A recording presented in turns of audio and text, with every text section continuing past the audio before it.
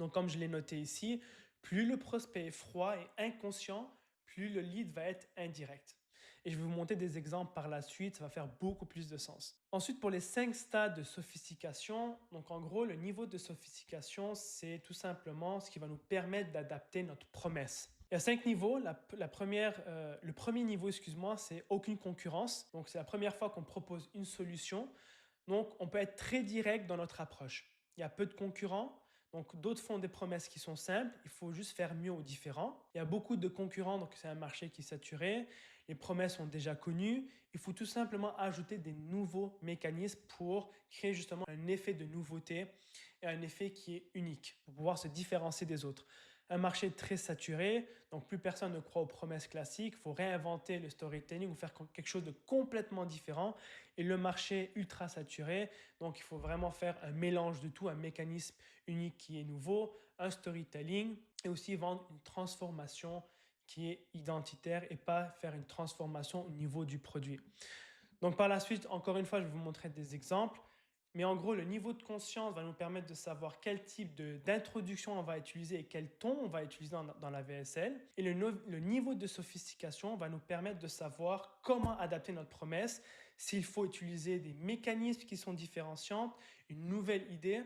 En gros, plus le marché est saturé, plus le mécanisme qu'on va utiliser ou bien la grande idée doit être différente. Aujourd'hui, en 2026, on est au stade numéro entre 3 et 5. Ça veut dire que le mécanisme est obligatoire parce que si le prospect, il entend la même promesse ou c'est la même offre qu'il a déjà essayé dans le passé, il va se dire j'ai déjà vu ça, je vais passer à autre chose.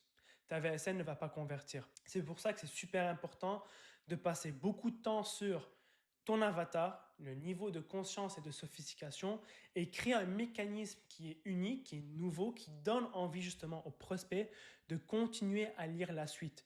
Donc, quand tu rédiges un mécanisme qui est nouveau, une big idea qui est percutante et unique, le prospect va se dire, ah, c'est nouveau ça, j'ai envie de savoir c'est quoi.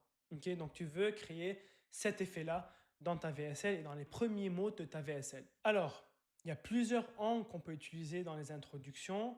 On va souvent se tendre vers la douleur ou le plaisir. Donc, on va éviter la douleur ou on va créer un sentiment de plaisir. Les prospects passent à l'action parce que de un, ils veulent éviter la douleur ou deux, gagner du plaisir, ressentir le plaisir. Donc, tous ces angles-là, leur seul focus, c'est soit on évite la douleur, soit on va tendre vers le plaisir. Le premier angle que j'aime beaucoup utiliser, c'est quelque chose de paradoxal où deux idées vont se contredire, quelque chose qui est contre-intuitif. Un autre angle, c'est tout simplement parler du problème et venir l'agiter. Donc la personne va s'identifier à travers le message. Pourquoi? Parce qu'elle se reconnaît à travers ses problèmes.